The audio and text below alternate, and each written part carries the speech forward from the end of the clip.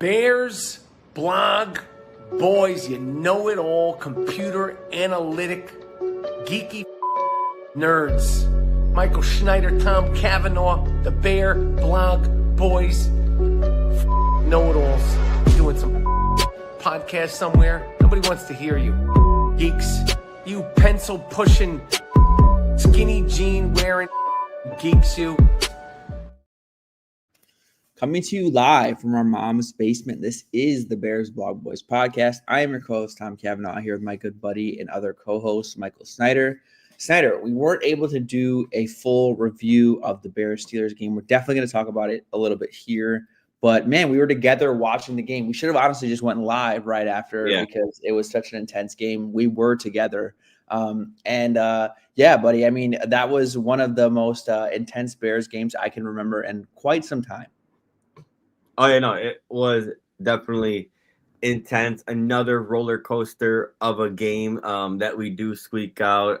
It's like week in after week out, like the Giants game, the Vikings game, and the Steelers. It's just been the same recipe. Again, make you want to rip your hair out. But again, you can't be mad at the dub. The Bears are 8-3, and nonetheless. Yeah, I mean, it's insane just looking back on the expectations for the season to now and where the Bears are for their record perspective, being 8-3, being the third seed in the NFC, being at the top of the division right now.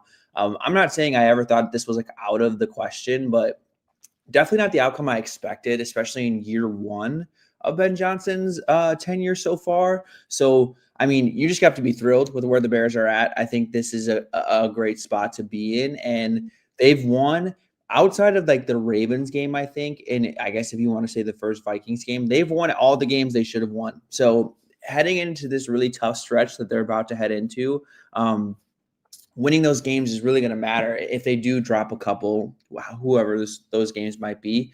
But also, Snyder, heading into this Eagles matchup, which is what we're going to be mainly talking about today, I do feel a lot better. I feel like the Bears actually could have a chance in this game. It's not like in years past where the moment the Bears hit any type of adversity against a better team, you kind of just know that they're not going to come through.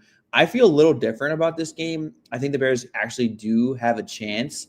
And yeah, if the Bears can keep this win streak rolling, it'll be really, really they'll be in just even better shape right now and really be in charge of their own destiny. But before we get there, Snyder, about this just Eagles preview game, let's talk a little bit about what we saw against the Steelers. So I thought the offense, in terms of their success, I would give most of that credit to Ben Johnson. I thought this was one of Ben Johnson's best games as a play caller. What were you thinking though when we were watching the game? Yeah, he was in his bag as a play caller.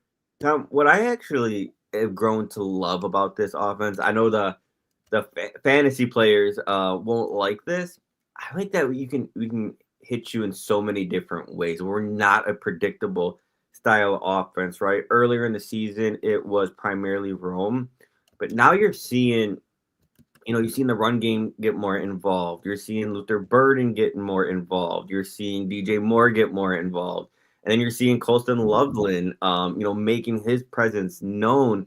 And then when you have all of that, it makes Ben Johnson's job easier. It makes Caleb, get rid of the ball quicker, helps out your, undrafted free agent left tackle, helps out your second round offensive tackle making his first start. So to see all of that kind of not fully come together, but seeing, a little bit more consistency, seeing flashes of all that come together, you're seeing it more and more. And like, that's kind of my main takeaway of the Steelers game in regards to the offense, that like, hey, even if Caleb doesn't have his best game, he's shown that he has a high enough floor to, operate this thing to where it can be effective, and you're putting up, 30 points a game. So yeah, I mean, that's my takeaway there. Absolutely. I thought I really liked just kind of how, I wouldn't say he took the game out of Caleb's hands, but he made it as simple as it needed to be against a Steelers defense that's pretty predictable. That's the best way I think I could frame that. Because with the Steelers defense, you know what you're going to get. You're going to get a lot of middle of the field closed. You're going to get a lot of cover 3. You're going to get a lot of man coverage. That's what they run. That's what they do. And I thought Ben Johnson called the plays according to that defense, right? Like that's what they were going to get.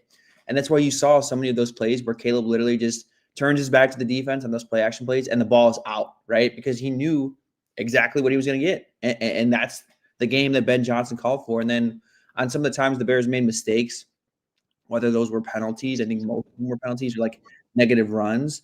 I thought the screens that Ben Johnson were calling were like some of the best plays I've seen all season, where the Steelers just had no idea what the Bears were doing.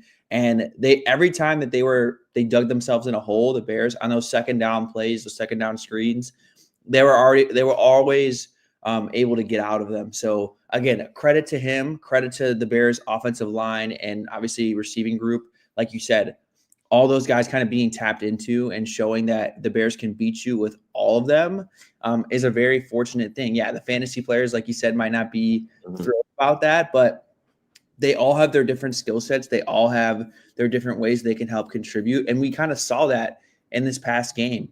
Loveland and DJ Moore in the red zone just being kind of hard to fully cover, and being for Loveland's sake, just being too big, right? He literally just like throws Kyle Duggar off of him, gets the leverage and scores that touchdown. DJ Moore kind of the same way. So yeah, there was a lot to be excited about the supporting cast in this game.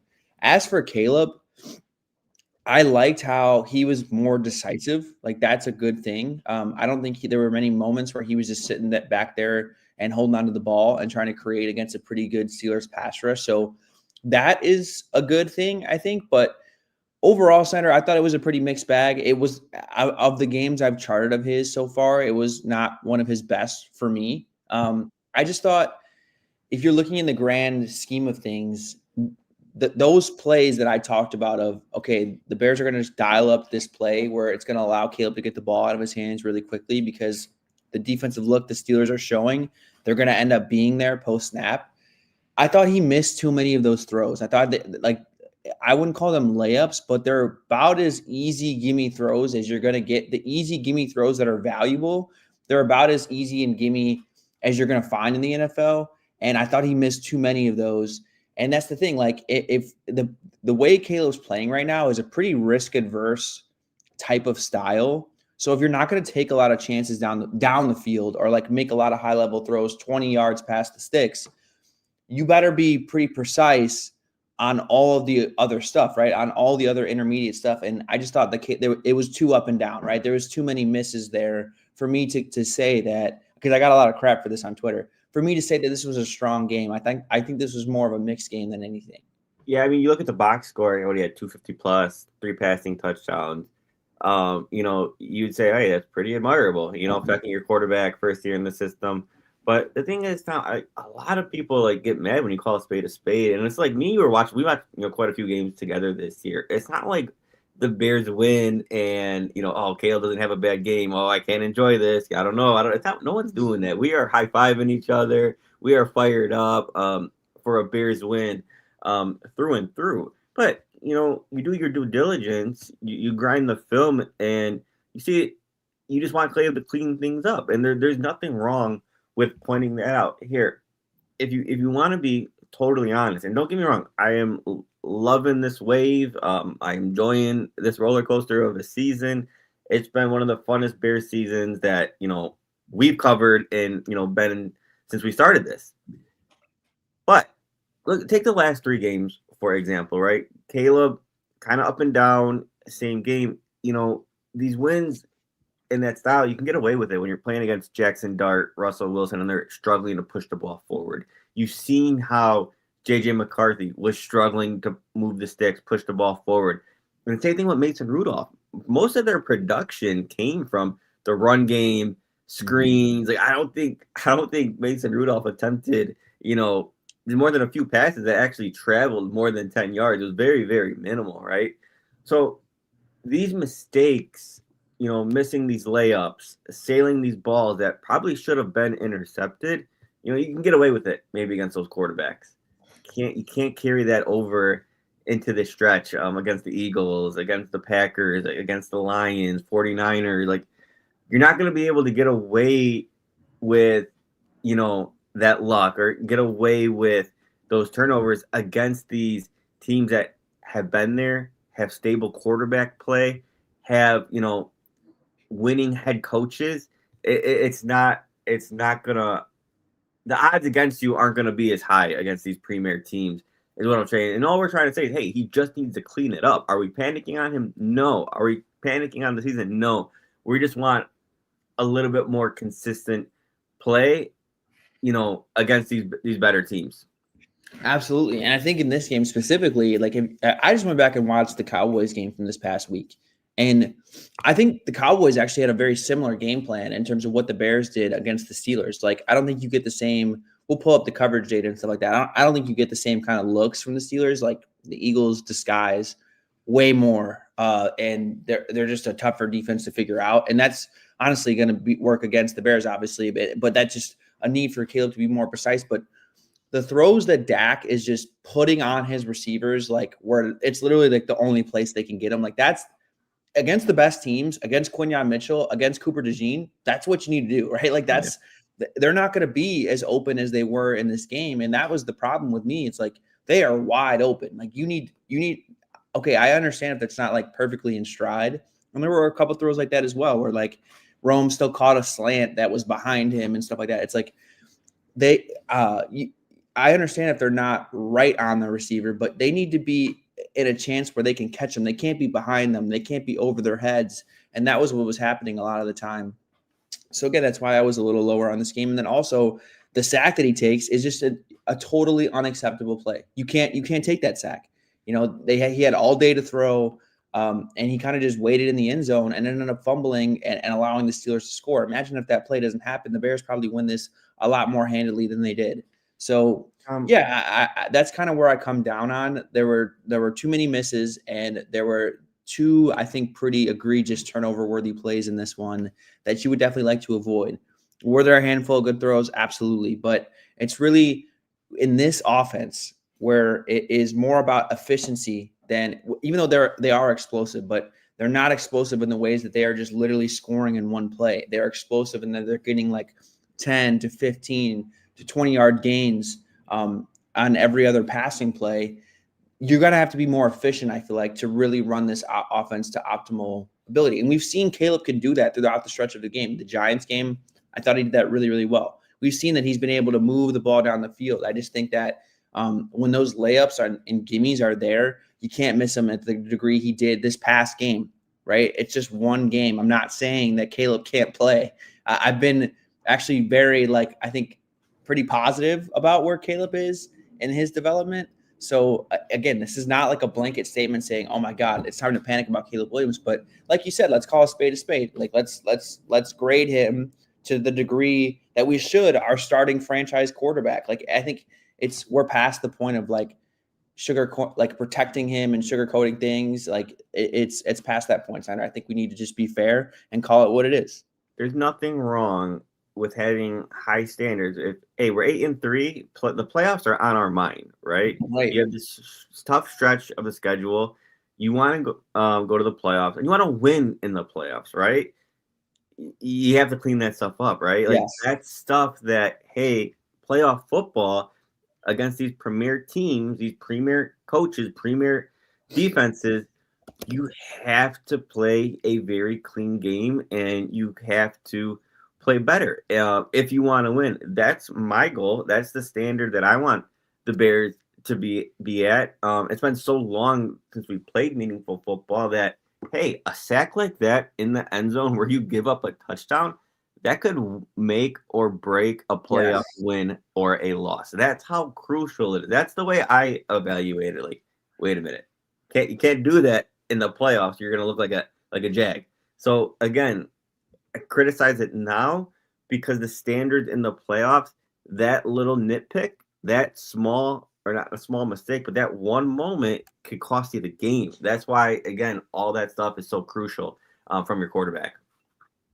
It most definitely is crucial. And against a team like the Eagles, a team like the Packers, it's going to be way harder to come back from that because they're well, the Eagles will talk about their offense, but their offenses are better. Their defenses are better. You're not going to get it's not going to be as easy to move the ball against them because they're just a tougher defense. Like, I think the Steelers, I think we talked about it before the game. They're a very kind of vanilla defense. And this next stretch of games, you're going to get anything but vanilla. And we'll talk right about the Eagles defense, Snyder. So heading into this game, the Eagles defense currently from an EPA per play standpoint, and I'm sorry if I like not reiterate, but kind of beat the EPA per play stuff like a dead horse. I don't mean to do that, but I think it is a really good way to measure how efficient defenses and offenses are. So EPA is just basically an efficiency metric. Ben Johnson talked about it at the beginning of the season. It is very indicative of which teams, if you're good in those stats, which teams are being successful.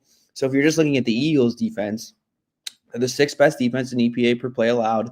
They're the 7th best pass defense in EPA per play allowed, and the 9th best rushing defense EPA per rush allowed. So this is a really strong unit, Snyder. This was what kind of won them the Super Bowl last year. They were even better last year, but again, this is no joke. It's not like they've taken a major step back.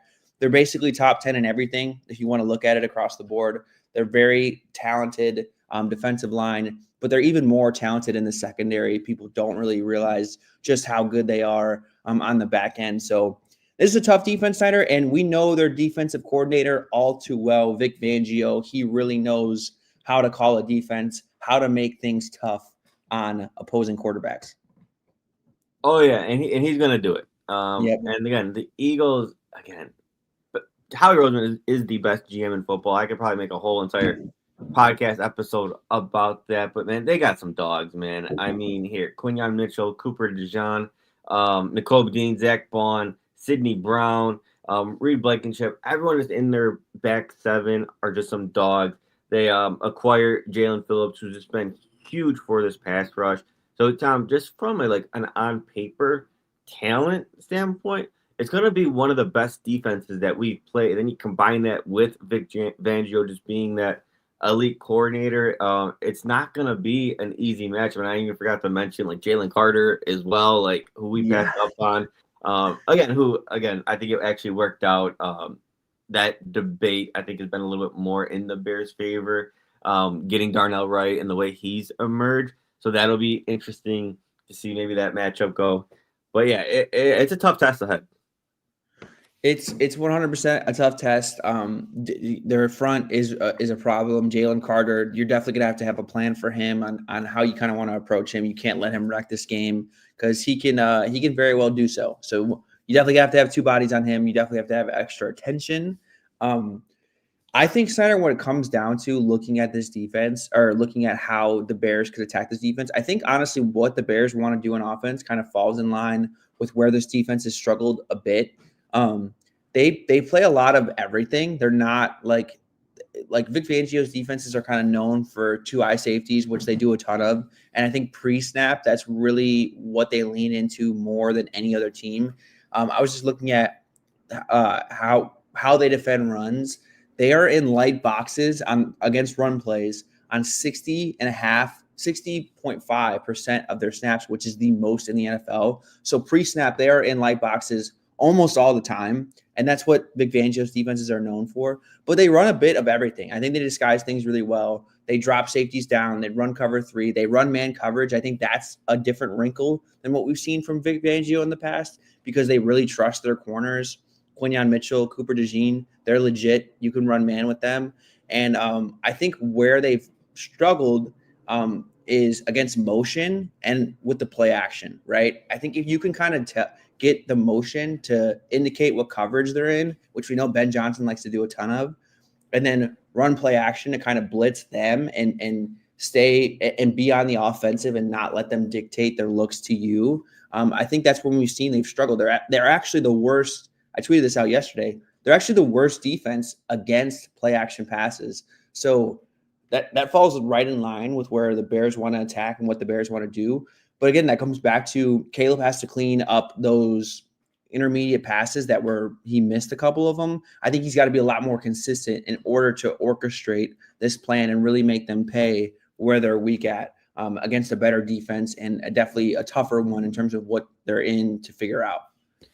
Tom, what I like most about when we're running a lot of play action, I think Caleb is a lot more quicker. It's a lot quicker Yes. when he's coming out of the play. He just make it to where when he's not, you kind of see he holds the ball a little bit longer. But when he's coming off that play action, he is so decisive and just fires that ball in there. Yeah, you got to be a little bit more accurate. But I've seen him plenty of times where he showed like, hey, coming off that, he's just absolutely dealing in the middle of the field, delivering a strike. I think he's seen it a lot in was it the Giants game where I think DJ Moore had that big drop, Luther Burden had that big drop. I think both of them came off of play action, just firing it in there with anticipation. Your receiver has to come down with that. But I think if he plays that style, I think that could really be a strength. Yeah, it's definitely where he's most comfortable right now. Like he is so locked in, for better or for worse, over the middle of the field right now, and that's a good thing, I think, ultimately, because that's where he needs to be locked in this offense. So I'm willing to like kind of live and die by that's where he's looking to throw the ball, and that's how this offense functions. So I respect what he's trying to do. I respect his willingness to attack those areas, to attack those windows. I think as long as he masters that, that's always going to be positive. The play action game, I think, allows you to do that because you're getting those linebackers to bite forward and it opens up that space in the middle of the field. So yeah, I appreciate what he's doing right now in terms of where he's going with the ball. I think there are a couple times where he's maybe a little too locked in and he kind of leaves other throws on the field.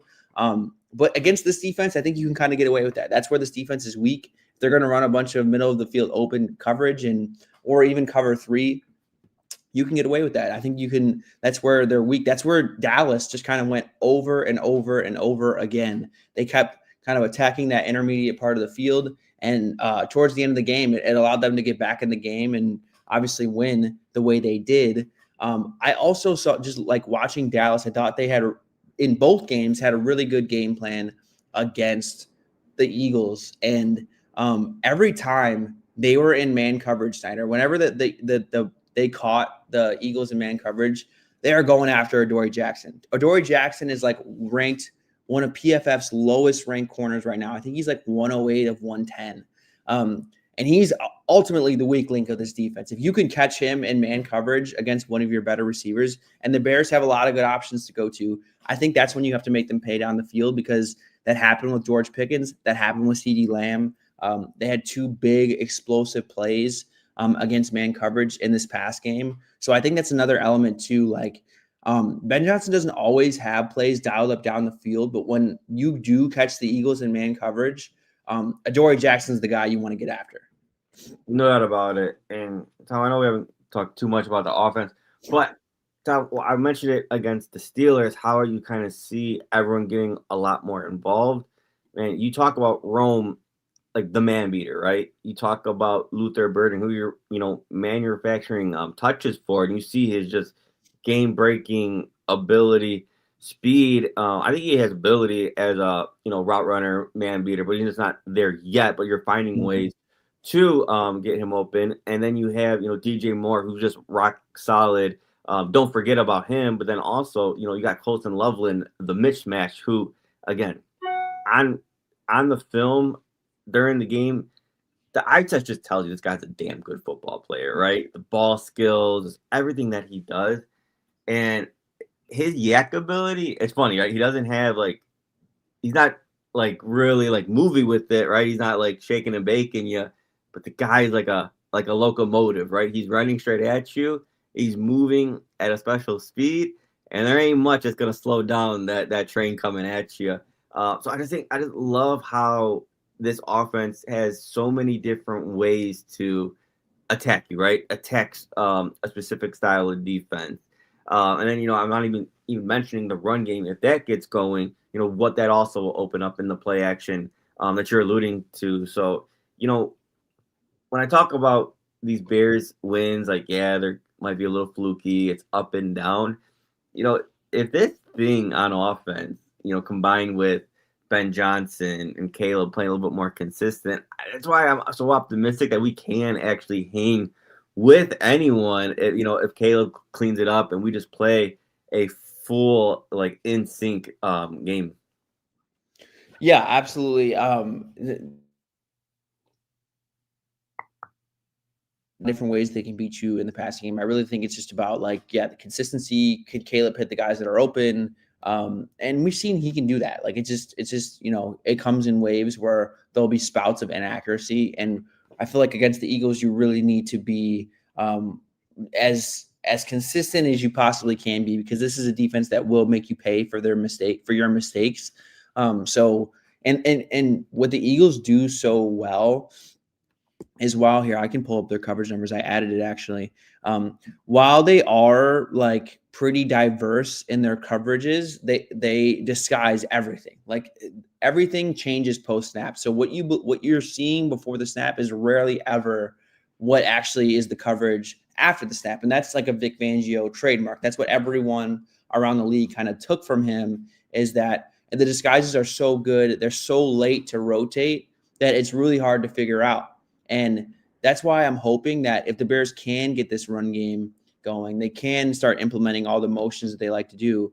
That will just give the Caleb and this offense easier tells of what the Eagles are in, because if the Bears are running the ball well, the linebackers, the safeties, they're not going to have time to disguise. They're going to have to try to fill the run, right? And that's a really important element of this game. And that's another thing about the structures of this defense, is the safeties are so important against the run, because how light of boxes they play with. If like the Eagles safeties aren't coming down to fill right away, that's when you actually can gash them against the run, against those lighter boxes. They're about league average at defending the run in light boxes in terms of efficiency. So I think that's kind of have to be what the Bears are hoping for. I don't think you're going to rip off any long runs against this team, but just kind of the gradual moving the chains, ripping off the 5 to 6 yard runs over and over again, keeping the defense honest to where they can't just tee off against your passing game, because they will tee off against your passing game. We saw that in the Super Bowl, right? The Chiefs had no type of run game whatsoever, and they couldn't do anything through the air, because the Eagles just knew what was coming. So yeah, I think that's going to be a tough test in this one. I don't think the Bears are going to have one of their best days on the ground, but it's just to the point, can you do it to where, okay, the Eagles have to think twice about it? And I think that allows the Bears to do everything they want to through the air. Yeah, I was just gonna say that's all you really need, right? You just need them to be consistent, 5, 6 yards. Like that is how you're gonna wear and tear that defense, keep them guessing, and build off that. Combined with the creative things that Ben is gonna do. Again, I think the Bears are 7-point underdogs on the road here. I know maybe it's wishful thinking, but again, when I look at this offense, and I'm going to keep saying I'm not like a broken record, that's why I'm so optimistic that the Bears can hang with the Eagles here, because the offense, there's just so much that you could do that, hopefully if, we play a clean game, mistake free, and it could all come together for a whole entire game for the first time, I do think we can hang with anyone. Yeah, I mean, I think it's going to be closer than maybe the 7-point spread. And I can kind of allude to why I think it's going to be closer. I think that the Bears defense has obviously really struggled, Steiner. I think, last week we kind of saw that the Steelers were really able to do exactly what they wanted to, because the Bears were so banged up everywhere, right? Like they were down. Tyreek Stevenson went out in this game. Ruben Hippolyte, like 2 plays into the game, he's hurt. And then I think their next linebacker also got hurt as well. So the Bears were just so extremely banged up in this one. And it's probably going to be some of the same against this Eagles offense. But the Eagles offense has not been what it was last year. Saquon Barkley had 17 20-plus yard runs last year, and he's only had 2 this year. So I don't know necessarily like I think the offensive coordinator change obviously is a big factor in why they have not had as much success. But I'm not as scared as I would be heading into this year with this matchup against the Eagles offense, because I think that they've had they're definitely their rocks in the road in terms of figuring out what they're good at. I think really where you want to just avoid with this Eagles offense is obviously you just hope that they can't get the run game going like they haven't been for most of the season. But you really don't want to just allow their talented players to be better than your talented players, because that's where I think you can run yourself into trouble. Like if you were in a bunch of man coverage which Dennis Allen kind of wants to do, but he hasn't been able to do that in recent weeks because of how banged up the Bears have been. That's where I think you can get yourself into trouble, right? And that's when I think that A.J. Brown can dunk on you. Devonta Smith can get over the top of you. And that's ultimately what Jalen Hurts wants to do anyway. He wants to throw those go balls to those really talented receivers. This is a game where you just sit back, play a lot of zone. Don't let Jalen Hurts throw it over the top of you. And ultimately, where I think he struggled, and Matt Eberflus, ironically, has had his number, is just firing up those zone blitzes. Right, I'm comfortable leaving voids in the middle of the field and allowing Jalen Hurts to try to figure that out and throw over the middle of the field, which he does not like to do. And yeah, that's how I'm going to heat him up, because this Eagles offensive line isn't as good as it was, but it's still a pretty good pass protecting offensive line. And I don't think the Bears have the defensive line talent to really just win organically with 4. But if Dennis Allen can continue to scheme it up and blitz, bring those zone pressures and make things funky for Jalen Hurts, that's where I think you can kind of slow this offense down. And we saw that kind of work last week with the Cowboys. They were starting to get to him. They were starting to sack him. We saw it against the Chiefs too. Spagnuolo, I thought, did a really good job of that. So that's what I think the Bears actually have a chance of making life difficult for an Eagles offense, even though the Bears defense is incredibly banged up. Yeah, that's what you're going to have to do. I don't think you have a choice there. You're going to have to get creative. You're going to have to disguise a little bit there. I mean, Jalen Hurts is probably one of the best quarterbacks we've seen in a while, right? Probably, correct me if I'm wrong, Tom, probably since the Bengals game and Joe Flacco, in terms of just being that poised, experienced veteran that, hey, if you're not being creative with the pressures, and you give him all day to throw, he's going to make it pay. And I think that's what Flacco did and why we gave up. It was almost 50 points. Same thing with the Jared Goffs of the world. That when you're playing against that quarterback, it's because you're not winning with 4 and the defensive line is not generating consistent pressure, you're going to have to be creative, or else you're going to give them all day to throw, and the coverage is eventually going to break there. And they have too talented of players that you don't want to get those guys in open space and broken coverages or anything like that. So, yeah, you're going to have to play a very creative style of defense against Jalen Hurts. Absolutely. While Jalen Hurts is a very talented passer, I think he's a pretty easy one to figure out where he wants to go with the ball. I think you have to be aware for those screens. You have to be aware for those RPOs the Eagles like to run. I think Dallas Goedert's actually had a lot of success at some of that stuff that I don't know, wasn't going to him in years past. So you got to be prepared for that. You got to stop the run game, even though I think that they've had their own issues getting the run game going. But here's an example, Sider. Only 14% of Jalen Hurts' passes have been in the intermediate parts of the field, right? That is the 39th, or I guess the second lowest among any quarterback in the NFL, with 20% of 97 attempts. So that's like an area of the field he doesn't want to throw in. And so I'm not really worried about putting defenders in that part of the field. And I think we saw the Cowboys, they had the same approach. Like, we're going to start blitzing linebackers. We're going to start blitzing our nickel, because we don't think that Jalen Hurts is going to continually gash us there and replace the blitz. And that's where I think that there is a game plan out there. There is a blueprint out there to make life difficult for Jalen Hurts. That's what I want to lean into. That's what I want to do to really. Now that can all go out the window if they're able to run the ball, and you have to dedicate extra bodies to stop the run, which is very well possible for this Bears defense. They were not good at stopping the run last week. It's not like they were ripping off a bunch of explosive plays, the Steelers, but I feel like every time they ran the ball, Snyder, it was just 5 yards, 10 yards. Yeah. They just kept chunking the Bears over and over and over again. I'm hoping it's a little better with Kyler Gordon seemingly back. He's such an important run defender. He's such an important player of being excellent in coverage and then being a very active run defender. So you're hoping that can improve a little bit, but there's only so much you can expect when, your four linebackers at the top of the depth chart are probably going to miss this game again. Yeah, and that's a scary thing, right? So why the Steelers were hanging with us for so long in that game was because of those, they seems like every down they had like a second and short, right? Or a ton of them, right? And they're just consistently moving the chains. I think the first quarter the Bears had that 3-and-out, and then they only possessed the ball one more time, and it was because of that run game. And if it wasn't in the run game, it was like wide receiver screens or like a little bit of motion, just like nothing that Mason Rudolph was like throwing forward or not. He wasn't pushing the ball forward at all. And then when you look at this Eagles team, they got some bigger horses that can probably make you pay in those situations. AJ Brown, Saquon Barkley, Devontae Smith.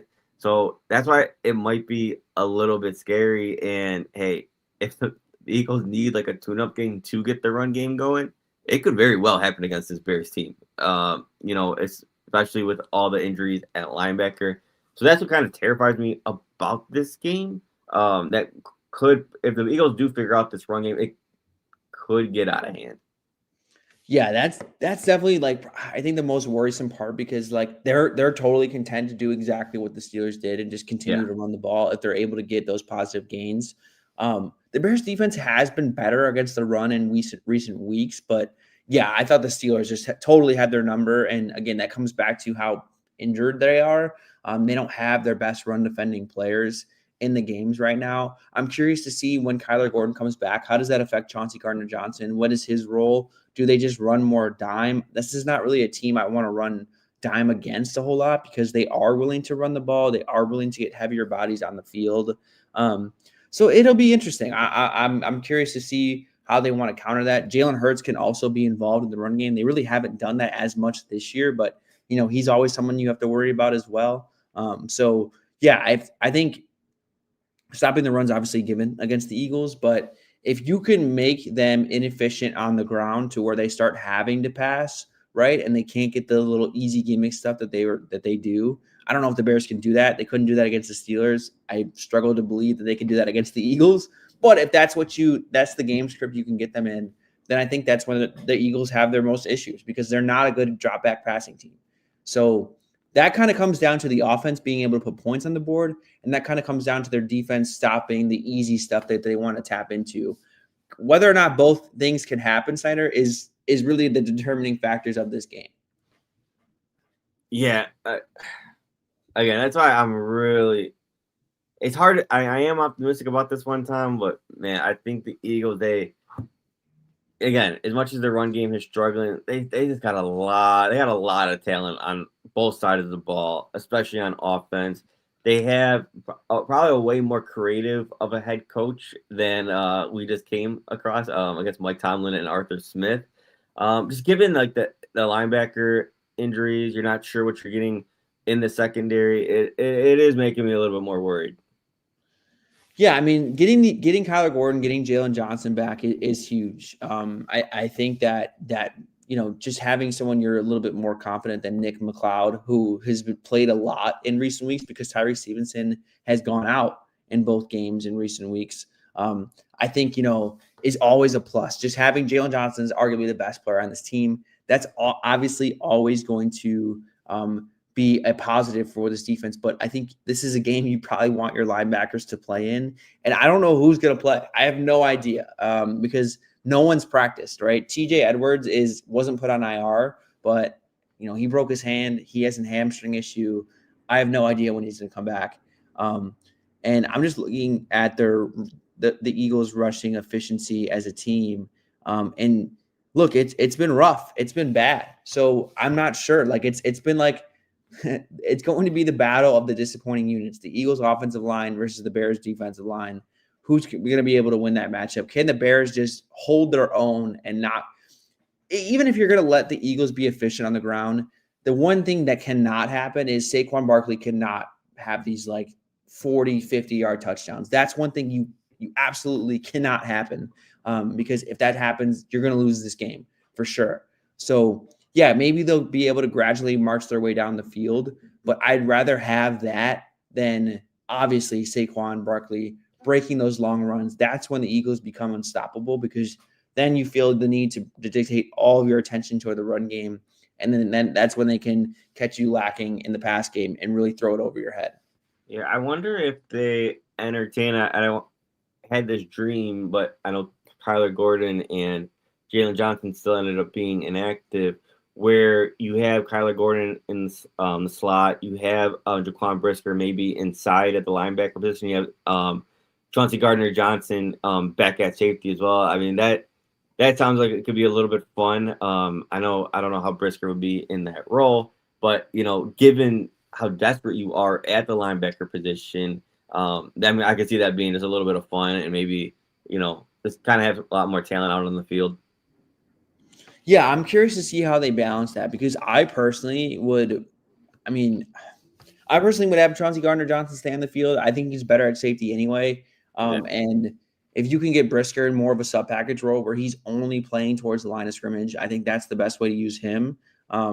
If the Bears want to run a bunch of big nickel, like that makes sense, or dime in some fashion. But again, it's like this is not maybe the team you'd like to do that against. Like this is a team that ultimately wants to run the ball. They ultimately want to take advantage of your lighter looks.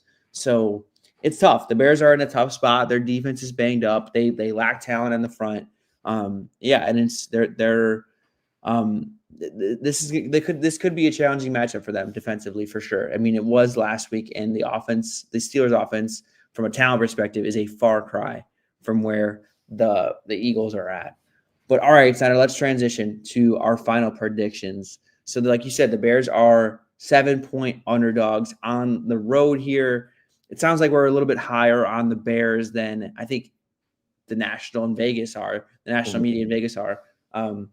But who do you have winning this game and why? I have the Eagles winning. I think it's going to be 33 to 25. I do think I think the Eagles cover. I think the quarterback, the coach, just the experience, the talent all around. I think it's gonna come to the Bears unless we play just a fully unlocked offense where Caleb is consistent, Ben Johnson in his bag. We play mistake free. Don't shoot ourselves in the foot. Unfortunately, I don't think that's gonna happen because we just haven't seen it yet. I gotta roll with the Eagles at home. I just think there's too much experience, too much talent. Yeah, I mean, that's fair. I think the Eagles are also going to win this game. I think it'll be closer because, again, I don't know if we'll see a lot of firepower with the Eagles offense. They just really haven't been able to do that all year because I think they have, coaching issues, play calling issues, just overall, they're not as healthy as they once were. They're missing Lane Johnson. So I am going to pick the Eagles to win this game as well. I will say it's a 24-18. The Eagles will not cover. I'll give the Bears 1 point. I think for the same reasons. I think they're just the more established team. I just think ultimately, the Bears are too undermanned on defense. They're not going to be able to consistently stop this run game. That's where I'm at. If they weren't able to do it against the Steelers, the Eagles run game hasn't been good, right? And the Steelers run game has definitely been better as a team, but ultimately, I don't see it. I don't see how the Bears have the talent to stop them consistently to where they need to put all of this game on Jalen Hurts. If they can do that, then I like the Bears' chances a lot more to win this game. But This is a tough environment on a short week.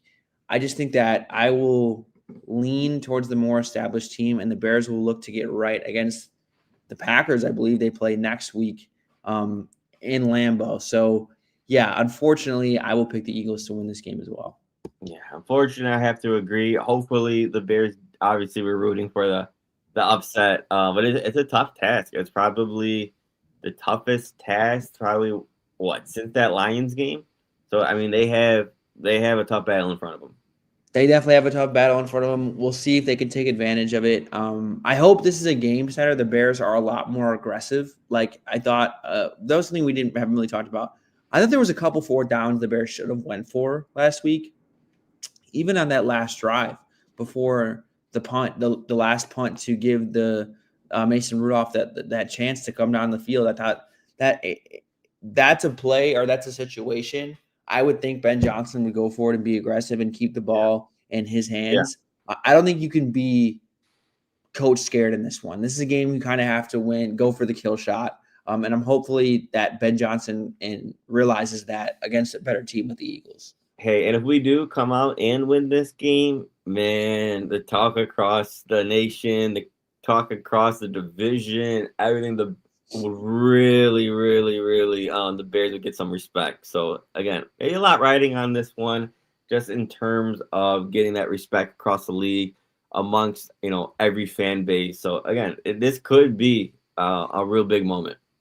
Absolutely. Most definitely. All right, y'all. Well, we will be back to recap this game at some point, maybe on Saturday, or I don't know, maybe Sunday, Monday. We'll be back at some point to recap this game, but we are hoping for a happy Thanksgiving to all of y'all and a happy Black Friday with a Bears W. So until we meet again, keep it real and bear down. Bear down.